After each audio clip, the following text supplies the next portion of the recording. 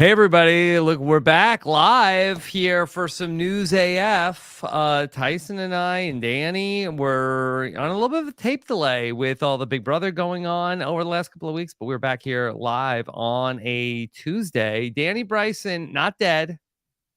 Not dead yet.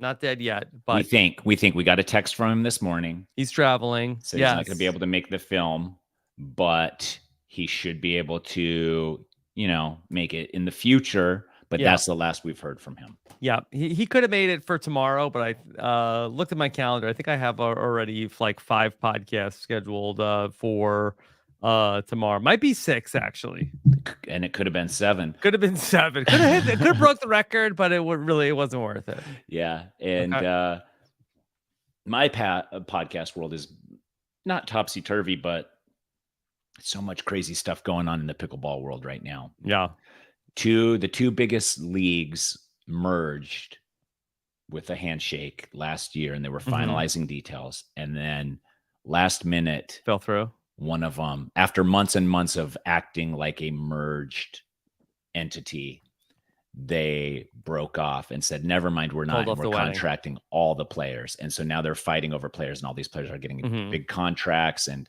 so anyways, everything is so topsy-turvy right now that they didn't want me to do the pickleball podcast this week, which I totally understand. And a break from Survivor this week, but next week I'm going to do some Survivor content again. And it's all happening, Tyson. But I kind of have a slow week though. You have a busy week. I have a slow week. Busier. It's a busy Wednesday. I should say. Like the rest of the week isn't that crazy. But let's turn this on and let's talk about some things. Oh, okay. We're not even. We haven't. We're just talking to like our extra like content. live show folks. Okay. Extra content. All right, here we go. August 29th. Okay. Hey, everybody, what's going on? I'm Rob Cesternino back again to talk with you about the week's most interesting news stories for the week of August 29th, 2023, here on News AF.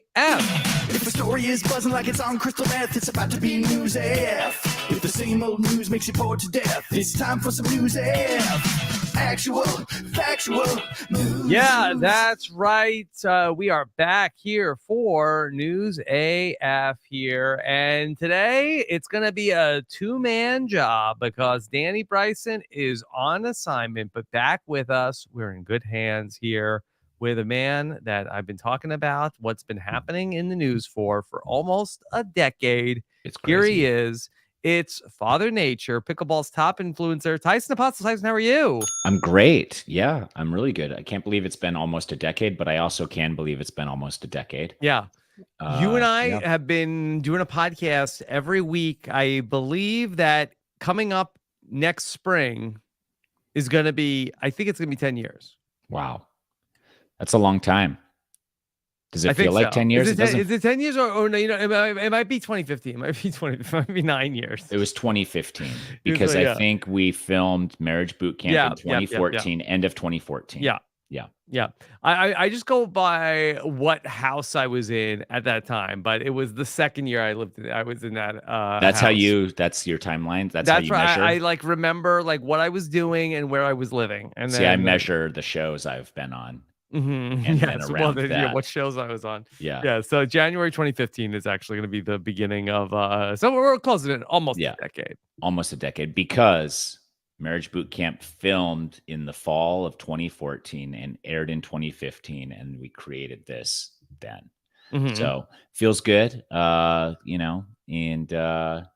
doesn't make me feel old at all. It does make me feel old is going to an influencer / model / bachelor contestant party in LA. That makes me feel old. Yes. But for like, what's the age difference between you and people that are at something like that? Probably the 10, 12, 15 years, maybe. I mean, probably like mid 30s are some of the people, but some of them were very young, probably like low 20s.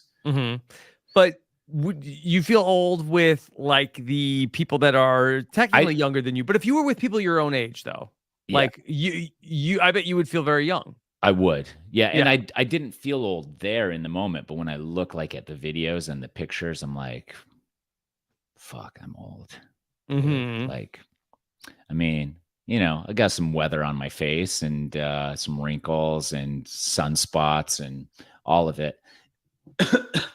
I don't feel bad about it though. Don't cry for me. I'm just saying that, influencer parties, I'm going to have to step up my game somewhere, somehow to make myself look younger. You just got to be hanging out with older influencers and you're going to seem like the baby. Is that, are there older is that a thing? Old influencers? Older influencers. Like, I feel like in my neighborhood that I live in, I feel like that there's most of the people that are around here, I feel like are older than me. And I've thought about like trying to get into some of like the social circles and then they'll just like treat me like, oh, that young whippersnapper, Rob.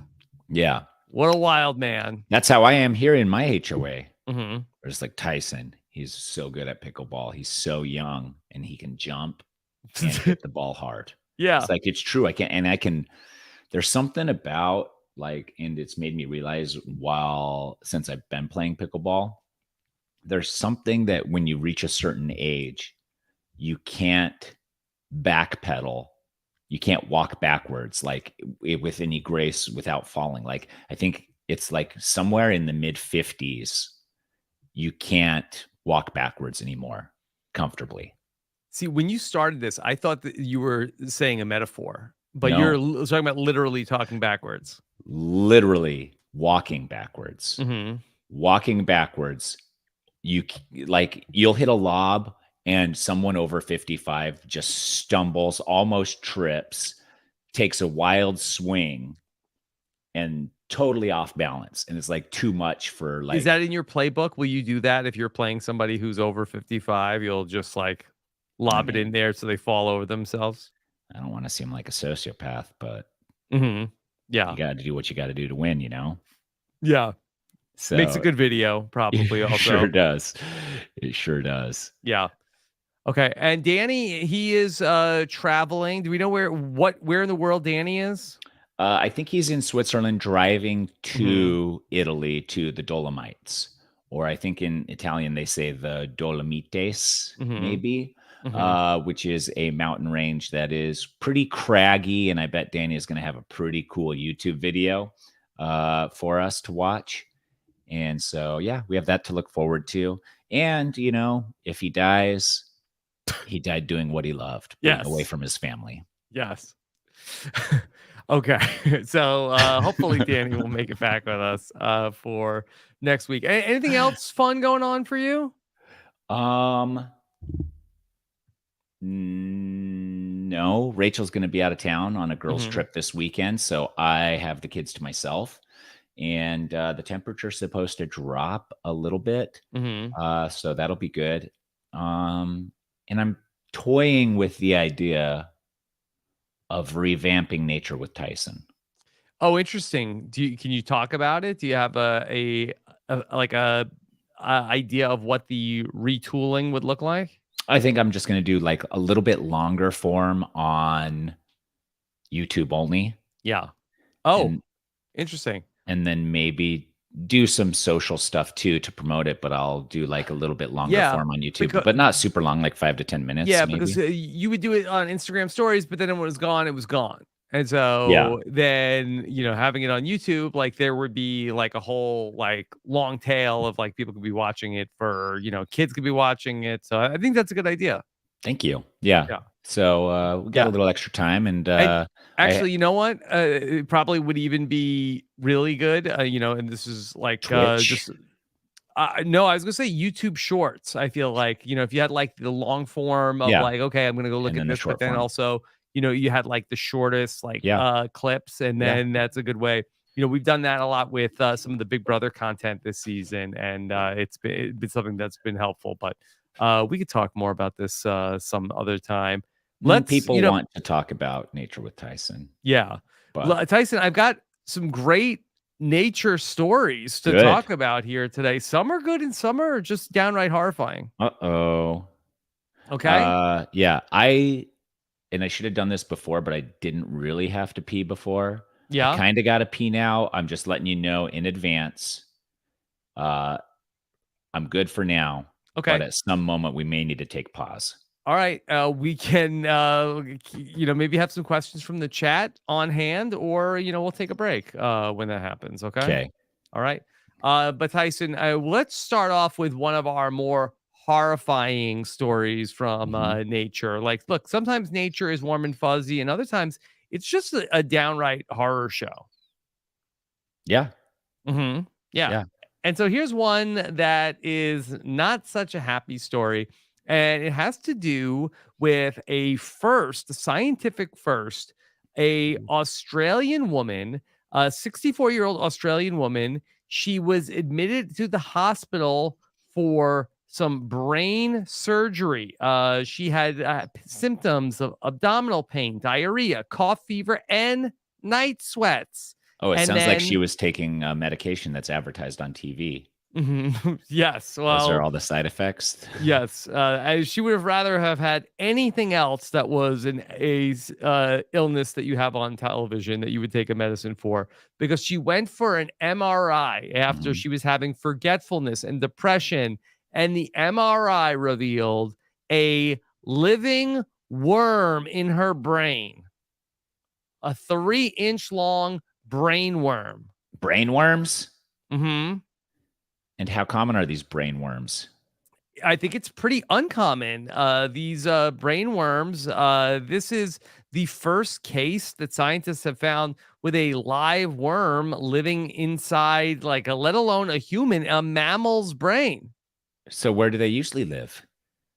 Well, I think that they typically live out in where worms live, but this was a parasite that infected her in the brain, and you're calling it a brain worm, so it's probably a worm that lives in brains. Yes. Okay. Generally, so is it in reptilian brains? Is it in fish brains? What kind of brains? And yeah. Okay. All right. So here, let me give you a little bit more of the details. Okay. Good. It was a roundworm, which is usually found in pythons, according to Australian National University. Is this woman a snake woman? So, good question. So she happened to be a person who she lived in New South Wales, where the carpet pythons live, and she was out foraging warragale greens, which are a leafy vegetable. And the scientists theorize that the python, the python, excuse me, the Freudian slip, the python spread the parasite via its feces into the greens, which then I guess she ate, which allowed the worm to enter her body and then settled in her brain.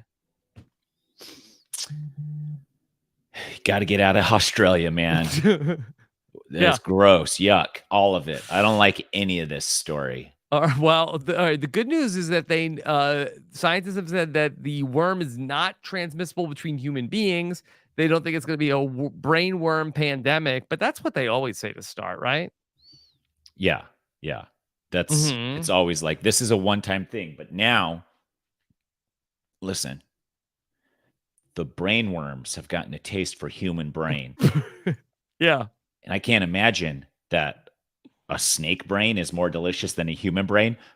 Snakes are cold-blooded. You want a cold, mushy brain meal, or do you want something warm and gooey? Yeah. And I eat a lot of leafy vegetables, Tyson. Yeah, you do eat a lot of leafy vegetables, but you also aren't in Australia. But where you live, there's also snakes. And that's one, honestly, we even talked to Danny about this when he went to Africa not too long ago, that the greens and vegetables and stuff, especially when you're eating them while traveling to some of these places, are a higher risk factor than overcooked meat, because they have all these parasites, and they might wash them in water that's not clean. They might sprinkle them with python feces. We don't know what they're doing. And my God. Yeah, that's what I'm saying. Right. Yeah. And it's just a whole new thing to lose sleep over. Yeah. Can I take my leafy greens to the local fire department and then they can check to see if there's any like python feces on my leafy vegetables? I mean, that's probably good if you're looking for razor blades and stuff in there, but I don't know if python feces is detectable by X-ray machine. Yeah. I think you just gotta, man. What do we do here, Rob? I don't know. I don't. I really. This is a very disturbing story. What's the solution? I mean, you can put everything you eat in your sink in that veggie cleaner stuff, but does that clean it all? Does that even work? Yeah, I don't know. I don't know. I think that they felt like that this was, very specifically that the leafy vegetables were a place where the carpet pythons lived. So as long as nobody's bringing carpet pythons into the United States as pets. But like carpet pythons, assuming they're on the ground, and hence the name carpet. Mm-hmm. Is that why they're called a carpet python? I don't know. Maybe I think that their design looks like a fancy carpet. But where, like, is this just on a farm? Like, are they getting their leafy greens from a farm that has carpet pythons around? No, this or woman did they was go out foraging. into the wilds? Okay. She went and foraged for her own leafy greens. Yep. Okay. Totally fine. I'm not concerned anymore. Okay. All right. This woman, I'm not saying she deserved what she got, but there are risks involved. But you're not saying that. Yeah, there are risks involved with foraging. And if you want to forage, great. There's probably some health benefits, but you heard it from us here. Yeah. There are also some risks involved with foraging for your own food. Yeah. So the experts say that people who forage need to be washing their hands and thoroughly wash any forage materials used. Oh, you think so? For salads. Yeah, but I feel like that Danny is by far the most likely person on this podcast to be foraging. No, he doesn't forage. No, you think he eats like leafy greens and stuff? Danny only eats pre-packaged stuff that's come from a factory that is mostly chemicals. Yeah, power bars and Mountain Dews and stuff like that. Yeah. But do you forage? Is there a lot of foraging that goes on where you live? No, there isn't, but I could forage. Like, I'm not opposed to foraging. If somebody's like, I foraged these, I'd be like, let's try them. Like, I don't have a problem with that. Okay. Yeah. All right. Well, I got another animal story for you here today, Tyson. And this one's more. Yes. Can I pee first? Yeah. Okay. You can play the pee song, or you can do whatever you got to do. I'm going to turn my camera off. All right. I'll just talk to the chat here for a minute. Okay. Again, we'd love to have you back here with us live. Okay. This is called this Nature Calls with Tyson. I think that's an appropriate moment there. Okay. And this is Doc says go back to eating unhealthy. That's our only hope. Yep, that's what Danny is saying. And this could be the new twist on the next season of Snakes in the Grass. Boy, I would hope not. I mean, brainworm. I mean, I don't know. Let's see. Charles, does he pee in front of the computer? No. Okay. Sarah thinks that maybe Tyson is going to come back with Danny. No, Danny, this is a legitimate excuse. Danny has an absence that he texted us this morning that he wasn't going to be able to make it back for the show. Yeah. DePete says, don't taste the greens while foraging. No, definitely not. Sometimes I buy vegetables and then I'm like, I don't know if I'm supposed to wash this or not. Like, I feel like when it says pre-washed, I feel like you're good. But then other times it's just like, if they don't say anything. I'm back. Yes. Somebody asked if I pee in front of the computer. That is not true, but the bathroom is right through the door there. I did wash my hands, but not for the FDA recommended 95 seconds. You didn't sing happy birthday, right? I didn't sing happy birthday slowly. Yeah. Tyson, I have another animal story for you, and this one is going to be one that I'd love to get your insight on because it involves turtles. I have a turtle in my owner. Yeah. And a lot of people, we always correct people and say it's a tortoise, but tortoises are turtles. They're part of the turtle family, but turtles are not necessarily tortoises. Okay. Yeah. Tyson, how old is your tortoise now? Probably like 6 or 7 years old, I guess. Okay. Yeah. All right. Now, do you ever kiss your tortoise? Absolutely not. Okay. I would not be opposed. Do you cuddle it? No. Okay. I do scratch its back and its head. There are nerves in its shell, so scratching its back, they do like that. Okay. Because the Center for Disease Control has put out a warning to tell people, do not kiss or cuddle your turtle right now. And did that go to the same woman who has the brainworm? Is she the reason she's in they Australia. had to? She's in Australia, so this is unrelated. But there's a lot of issues right now between these reptiles and people getting all sorts of different problems. But yeah, do not kiss or cuddle your turtle because a salmonella outbreak has made 26 people sick across 11 states. A multi-state salmonella outbreak. Woo! That's quite the outbreak, and it's not related. How does that happen, Tyson? As Father Nature, how does an outbreak happen? Like I understand, when we have like a pandemic and one person gets another person sick, but are all of these turtles just like running into like one turtle? They move so slow, Tyson. Yeah, it must be related to the food, maybe tortoise food or tortoise feed or turtle food or something like that, probably, where they're all getting sick from it. That's the only thing I can think of. Or maybe they've always had it and it's just like a good reminder not to mouth kiss turtles, Yeah. Okay.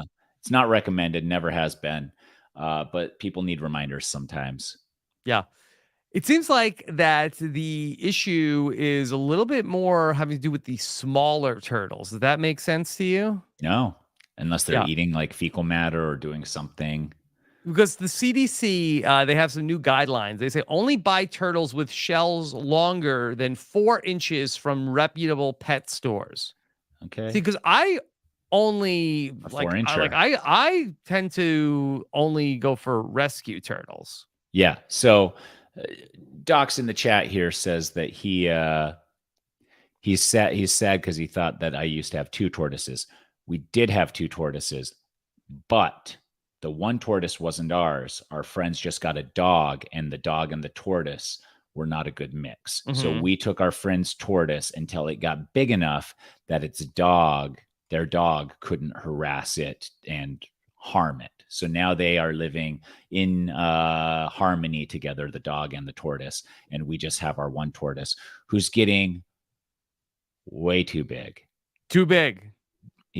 This tortoise is like 40 pounds. I can lift it, but also it's like rubs up against our house when it walks. And so it's just like there's like scrape marks along the base of our house, and there's scrape marks along the base of our back wall and all of that stuff. And it's just like, is this worth it? Does it need like a scratching post or something? No, it's not doing it to feel good. It's just like, yeah. Like I think tortoises just don't know how far their sides poke out. And so they just by feel figure out, like there's so many times where I'm watching this tortoise and it's like trying to go through this gap that it doesn't know how big its shell is. It can't see. It can't see. It doesn't have a mirror. It's only half. But it's like half. It's like half the size of the tortoise. And it's just like, how come I'm not fitting through here? Let me keep trying. Do you think the turtle is self-conscious about the shell, or does that make it shelf conscious? Shelf-conscious? I don't think so. I think it's proud. I think a big maybe. But what about when it goes inside the shell? Can it sort of like then get a peek around? They're like, boy, got a lot of room in here. No, it's not like a cartoon where it goes in there and there's a naked turtle sitting on a chair with a lamp reading a book. See, I thought that's what happened. No, they barely poke their head in. They still have no reference of how big they are. So, I mean, the only reference they have, honestly, is like their arms, but the shell sticks out longer than their arms. Mm-hmm. So, all right. Yeah. Well, all right. So the CDC says always wash your hands thoroughly after handling the turtles or they're so that maybe you should do 95 seconds then. We were doing that even before the CDC came out with that guideline. And it's like, I wash my vegetables. I was doing that before. I'm washing my hands after I touch a tortoise. That's always been the rule in our house. Okay. Also, then you want to keep your turtles out of an area where food is prepared, stored, or consumed. Here's the other thing, too, is that a lot of turtles are omnivores and they love like raw hamburger meat and stuff like that. Wow. My tortoise is, and not by my choice, the species of tortoise is vegetarian. And so I'm not handling like raw meat or like any type of protein for my tortoise, but these turtles, you do. And so that's probably also like where some of those germs come from. Okay. All right. Well, everybody be careful out there with your turtles and your tortoises. Please. Yeah. Okay. Now I've got one more animal story, but this is maybe of like a little bit more of a mythological variety. Tyson, how do you feel about the Loch Ness monster? Nessie. Fine. Are you a believer? No, I have seen the movie Water Horse. Is that what it's called? Is Water Horse a Loch Ness monster movie? I think so. Mm-hmm. I think so. I'm not a believer. Like, it would be cool if something there did exist. How fun, right? It would be fun. But yeah, it's just like people have been curious about this thing for so long and tried to find it for so long that it almost seems like we would have seen something more like Bigfoot. Like I'm hopeful Bigfoot exists. Like there's a part of me that just wishes that there is a Bigfoot somewhere and that someday somebody sees it. The same with Nessie. But I have my doubts. I'm thinking probably not. DePete in the chat says Nessie has salmonella too. That's a good warning. Do not kiss the Loch Ness monster. Do not cuddle with the Loch Ness monster. If you touch the Loch Ness monster, make sure you wash your hands before handling any of your Scottish food. I find that the Loch Ness monster is very quaint. I feel like it's there's like something that maybe people believed in the 70s, but maybe not so much anymore. But somehow people are still looking for the freaking Loch Ness monster because just this past Saturday, the Loch Ness Center, I guess they go out of business if they stop looking for the Loch Ness monster. That they their whole business model. Yeah, that they are going to start using thermal imaging drones, infrared cameras to detect underwater sounds in the lake's murky waters. Is there a bigger waste of money on the planet than the people spending money to use thermal imaging drones to look for the Loch Ness monster? Is there what? A bigger waste of time? Money? I guess both. The time is like, okay, maybe it's a fun hobby. You get together with the other you get to fly drones Loch Ness and people. Stuff. Yeah. Man, that's interesting because I think that about a lot of things. Yeah. Like you're like, why? What is this? And so I am, very curious about it. And I think like if you really are a believer or it's really just a hobby and a social thing, either of those two things, I support you.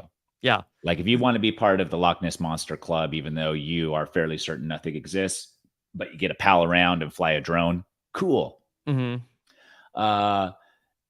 same if you're a believer. If you're like, I believe in this, I'm going to prove it to everybody. Great. Do that because I don't know what other life you could live if that was your thing and you chose not to pursue it. But if you are the Loch Ness Monster Society and you're operating it, knowing full well that there's probably nothing there, are you fleecing people? Is that I think you're a grifter, fleece? Right? You're a grifter. Yeah. Yeah. It's the same. It's like when you see, and I don't want to get too religious, but there's all these churches. And if the guy at the top believes everything that he's saying and like that's great, good. Then you know what? If you believe him and he believes himself, that's great. But if it's a guy at the top that's just a grifter, that's a problem. And same can be said for this. So that's what we need to know. And I don't think we'll ever know, because the guy at the top of the Nessie society or whatever is always going to say he believes, because that's part of the grift. Yeah. Okay. So this is the website for the Loch Ness Center, the reimagined mystery of Loch Ness, and you can book your trip to the Quest weekend, which actually it's coming up this Saturday. Okay. I'm sorry, no, it just passed this past weekend, the 26th and 27th. August flew by. Sure it's did. the biggest surface watch of Loch Ness in more than 50 years. So you could find out more about how to be there, part of it. Oh, is this? And these are the guys that are looking for Loch Ness. Yeah, they're having fun drinking their Guinness. Probably they don't give a shit. They don't believe at all, but they're having fun drinking beers. Calling all monster hunters. Yeah. I think this should be like the final hurrah. It's like, we're gathering the largest group of monster hunters we can possibly find, and we're scouring and hiding all over the lake for 5 days. And if at that time nobody gets any real evidence, shut it down. We're losing everything our funding. Closed. Yeah. All the funding goes into orphanages and feeding kids and pet shelter. Like, put it towards things that are real. Yeah. That should be it. It's like, all right, you all have one last shot at this. And if not, all the money is going to orphans. Yes, exactly. No, you can't do this. Like, watch me. Yeah. Okay. All right. Because orphans are real. We know orphans are real. Yeah. Going back to 1933 was when the first person spotted the water beast in the Loch Ness. Okay. Yeah. Okay. Yeah, I think we're onto something. I think we should be running this society, but it probably wouldn't last very long if we were in charge.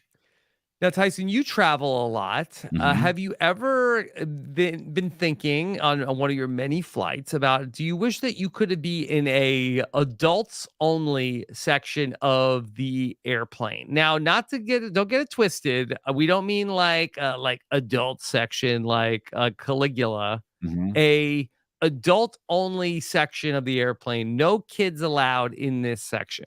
Well, there are airlines that purposely put the kids in the back. If any family that has kids, you go further towards the back if you aren't paying for upgraded seats. So I think I don't care. I don't care if I'm a parent, and I know how difficult traveling with kids can be. And I also know that I was a kid once. So that's for me. No, it doesn't. That's neither here nor there for me. It's fine. I always get annoyed with the guy who's like rolls his eyes when he's sitting next to a baby. It's like, bro, you were that fucking baby once, dude. Like, for reals, get out of everyone's face. Like, I pay for a seat. I want to sit by a baby. It's like, you were a baby that no one wanted to sit by too at some time. Get over yourself. I think an eye roll is acceptable, but when to the guy that's like, can you do something about that baby? It's like, oh, I didn't even think of that. Like, good idea. Now that you mention it, like, I don't like the realize. eye roll. I don't like the eye roll. That's passive aggressive. I'm saying something if I see somebody roll an eye at a kid. Yeah. Okay. It's like, it's one thing if the parent is not trying at all. Like, you have to at least create the illusion of trying. Like, sometimes there's nothing you can do, but as long as you're like, oh, calm down, here's a snack, like, do your thing, like, and that's what you're doing.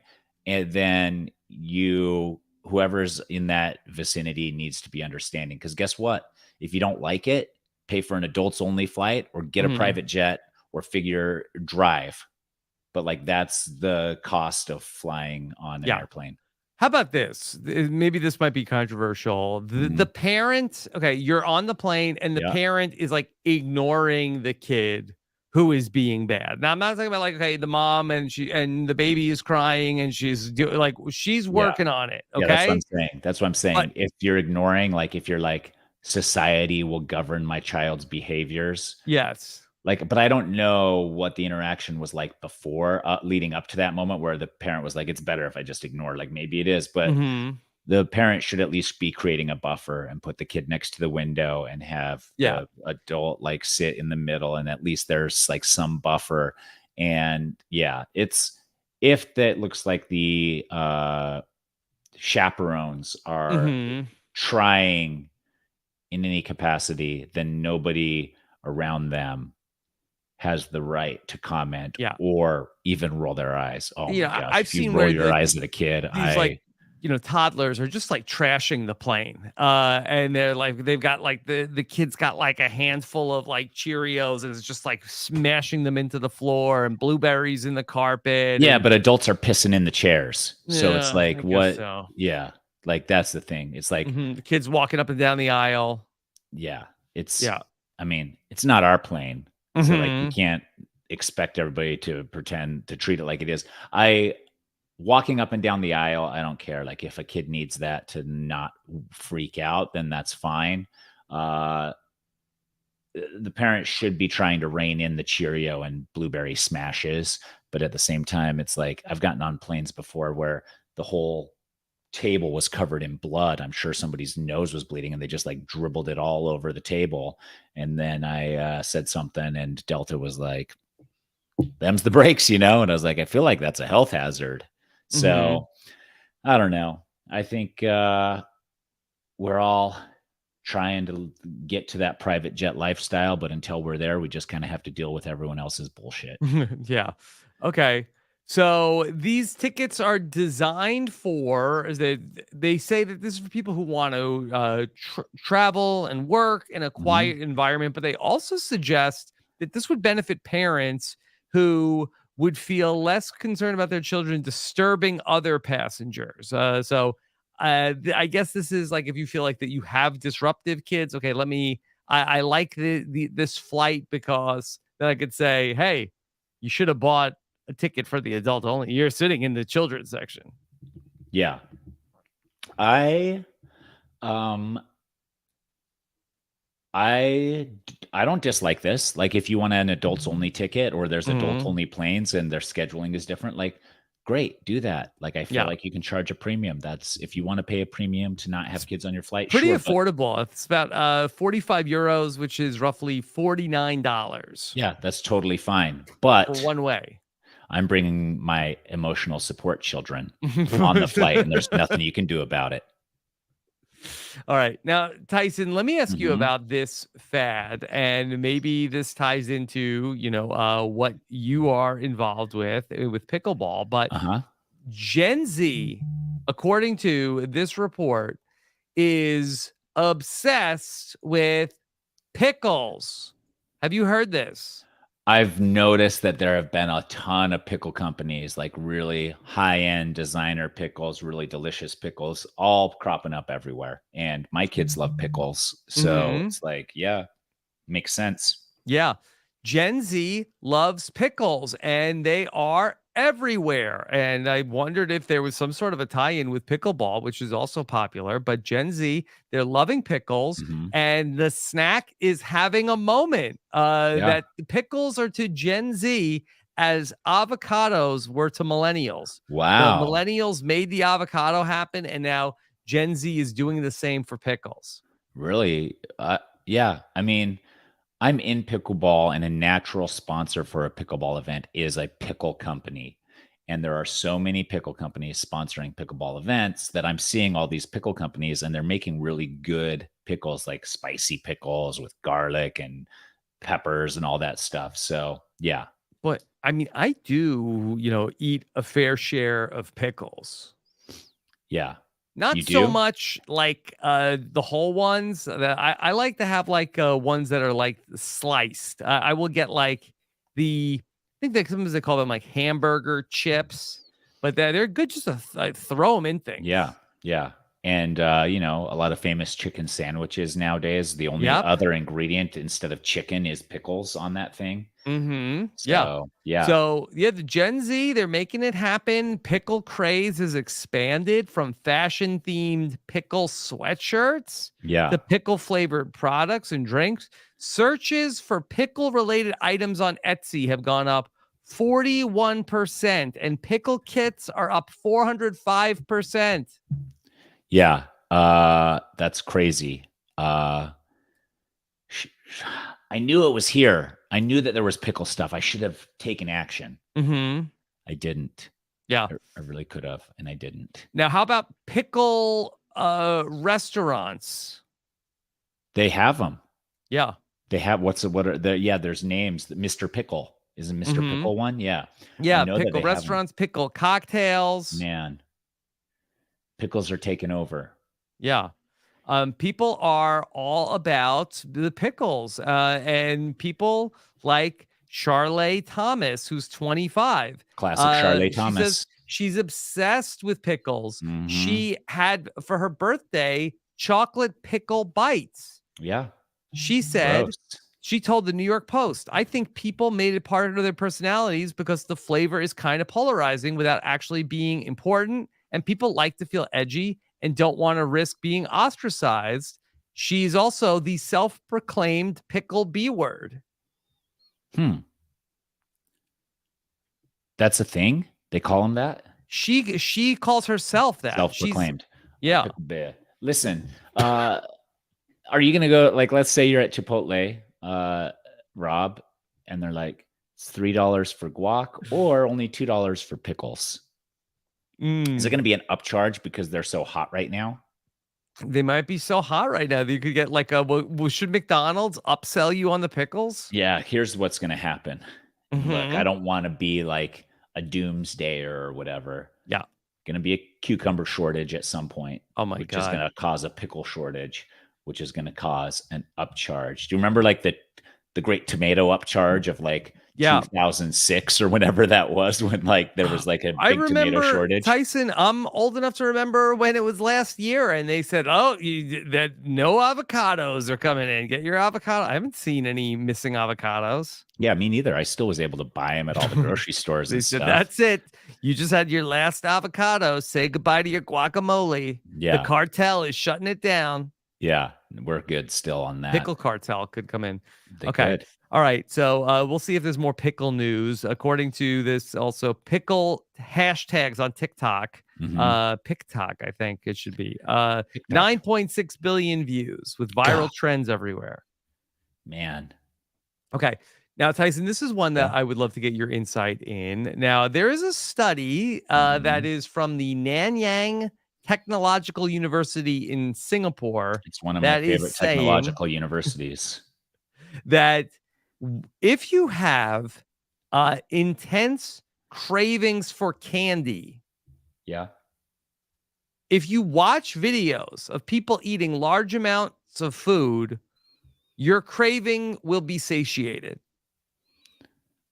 Wow. Are you buying this? You're like, oh my God, I'm dying for some candy. You watch a mukbang, boom. Yeah, craving grosses you out. Is that what it is? Yeah. I feel like that they are saying that it sort of like scratches an itch. It could too, I guess. Probably makes you thirsty, so you just drink a bunch of water and aren't just hungry for candy anymore. That is interesting. I mean, there's probably something to it. I'm assuming. I mean, the Institute of Technology, and why is the Technology Institute the one doing this study? Okay, well, they did incorporate some technology. So they took 317 people that were in their 20s, and they used immersive technology like virtual reality, and they put the viewers in the experience. And then one group of people watched people eating M&Ms 30 times. I don't know if they watched them eat an M&M 30 times or if they watched 30 times different people eating M&Ms. a ton of M&Ms. The other group watched the video of a coin being put into a laundry machine 30 times. Part of me still thinks that they're getting grossed out a little bit by the coin, handling money, eating, chewing. Like, I know that some people like that, but I think more people dislike that. And I think it's like if I were to if I was like, man, I wish I had a handful of M&Ms, and then I watched a video of somebody like scooping a handful of M&Ms and then chewing them, I think I would be like, is that what I look like when I chew M&Ms? Never mind, I'm out. Yeah. I'm out. I don't want anybody to see me chew M&Ms. So after they show them these videos, the people that watched the M&Ms video ate 1/3 less candy compared to the control group. How big are these groups? There was 317 people. It's not a big enough sample size. size. How about this? So then they added the scent of chocolate to the immersive video experience. Yeah. And this led to an 11% reduction in M&M consumption. So compared to when the video was watched without scent, suggesting that olfactory clues. So if they can, Danny would love this. If they could pump in the chocolate smell. Yeah. Then we wouldn't be eating as much chocolate. But this is the third thing I wish that they would have studied for. Then show a third video where people are, diarrheaing. I was going to say, eating a brainworm or something like that. Yeah, accidentally eating a brainworm attached to an M&M. Something unsettling. Yeah. How many of those people would be coming back for the bag of M&Ms? Yeah, like the old school car crash videos that they showed you when you had to go to traffic, when you had to go to traffic school, and they're like, sit down, we're going to watch this gnarly video. Yeah. And you sit down, you're like, ugh. Were all these Did you ever watch one of those Faces of Death videos? I don't know if I ever did, but you know what I'm talking about? I know what you're talking about. You used to be able to rent them at like Blockbuster. Yeah, you could go to the video store and rent I remember videos of real people dying. But you know what? That's how it should be. Like, it shouldn't be like I could just go on YouTube and like my kids can Google this stuff. You had to go to the video store. Yeah, but not only that. Get the tape. Yeah, but not only that, you have to do that. They should have to scan your driver's license so that they can have a catalog of who is renting Faces of Death. Because before MMA was really popular, that was the same. Like the only way to watch it was like, let's go rent the Octagon season 8 tape and go watch people destroy each other. But like that should have all been cataloged. Like you should get a flag for renting that stuff. Yeah. Get on a list for sure. You're on a list. Now, Tyson, out at West Point, they have found a time capsule that they believe was sealed up in the 1820s, and they're going to open it up. Okay. And so that we're going to find out what was in the time capsule. It's going to be a live streamed event. Let me see if I can bring up a picture of it. However, I don't know. I think that this is a little dicey because potentially one of the people that was potentially sealed the time capsule was Robert E. Lee, the future general of the Confederate Army. And who owns this capsule? West Point. They found had West Point. There's $1 million artifacts in there, dude. Yeah. There's gonna be something so rad in there. There's gonna be something cool in there, dude. It's probably not gonna be anything. It's not gonna be anything cool. You don't think so? Like even a dagger is gonna sell for like $30 million. It's also possible that it could have been from people in the 1910s. That's possible. They don't even know if it was Robert E. Lee's time capsule. But no college kids have anything cool. Yeah, but like, look, you're a college kid. Let's say you're in college. You have to put together this time capsule. What are you throwing in there? Yeah, I mean, what did I have? A lava lamp? Yeah. Toss that lava lamp in there. 500 years from now, that lava lamp's probably pretty cool if there's still a way to plug it in. But man, yeah. I think there could be papers or medallions. Signatures, medallions could be cool. They X-rayed the time capsule. And they said that there is a box inside the container.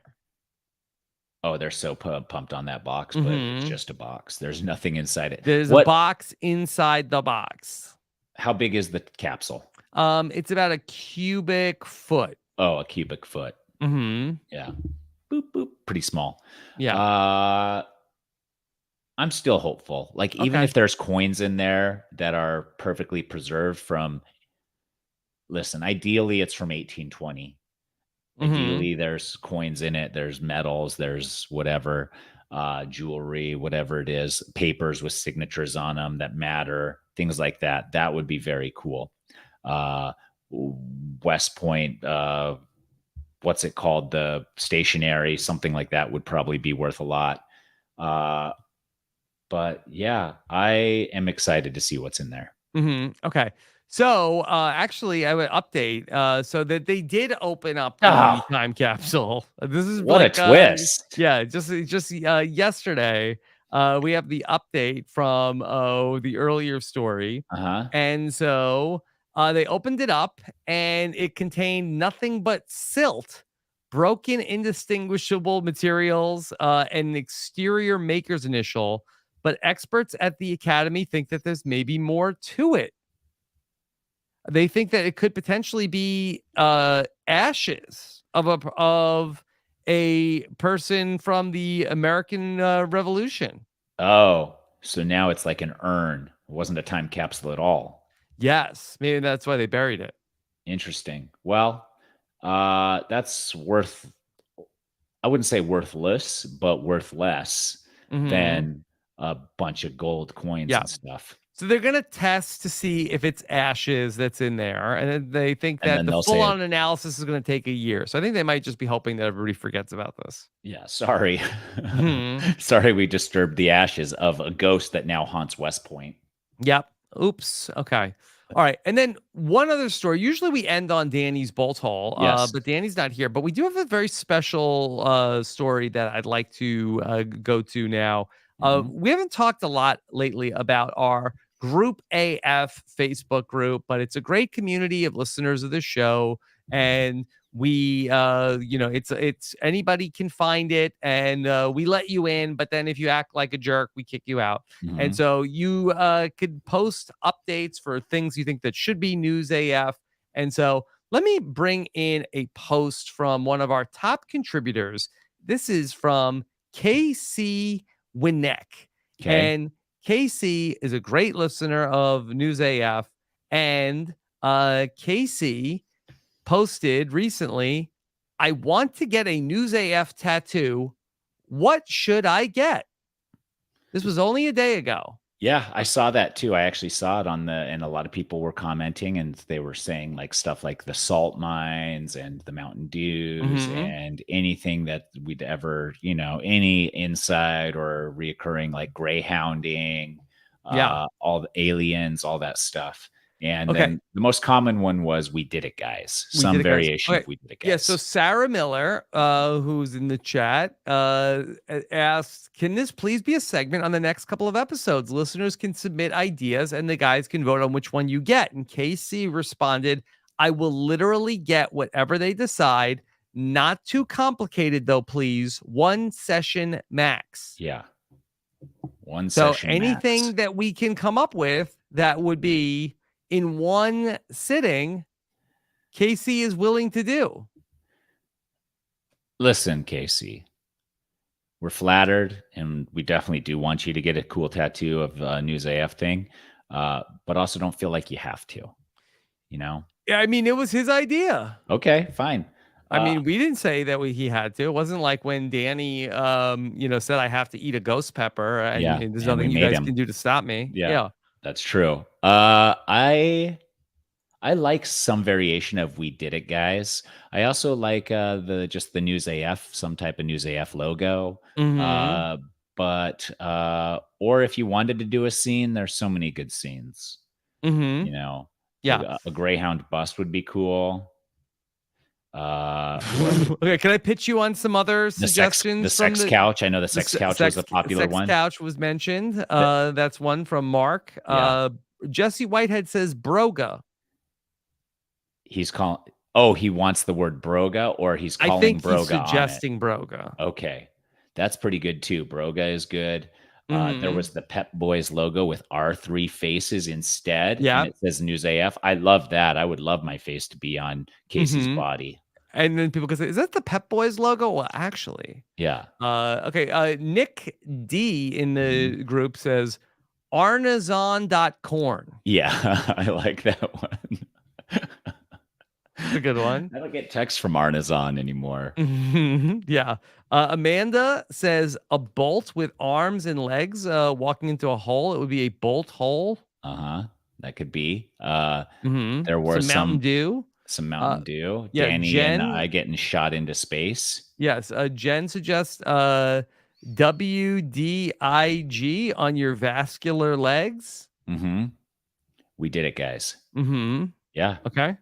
So like that. Yeah, don't do anything yet. Let's get Danny's perspective on this, KC. Yeah. I like the sex couch idea, like a dirty old couch, all disgusting with beautiful nature scenery in the background. Yeah. So people are excited. Sarah's excited. So this could be big. It's going to be big. All right. Tyson, what's coming up for you? Gonna play a bunch of pickleball. Played last night, gonna play again tonight. And then like I said, Rachel's gonna be out of town, so I will have the kids to myself, just trying to figure out ways to entertain them. Haven't decided if we'll stay here or like go somewhere a little bit more adventurous. We'll see. And yeah, I think that's it. So nothing too soon on the horizon, but just plugging away. Okay. How about you? Well, last night we wrapped up Claim to Fame. So that was a lot of fun. And then we still got all the Big Brother going on. I started the Daily Suits podcasting, Tyson. I love that new show. Yes, the hottest show of the summer. It's Suits, and we are into our second week of recapping Suits, closing in on season 1's finale. Wow. I like it. Suitspodcast.com. Ooh, it has its own URL? Its own URL. Trying to see if we can find some new Suits fans. Okay, cool. That are looking for podcasts. All right. So thank you all so much for joining us here live for News AF. We'll be back next time with Danny. Take care, everybody. Have a good one. Bye. We did it, guy.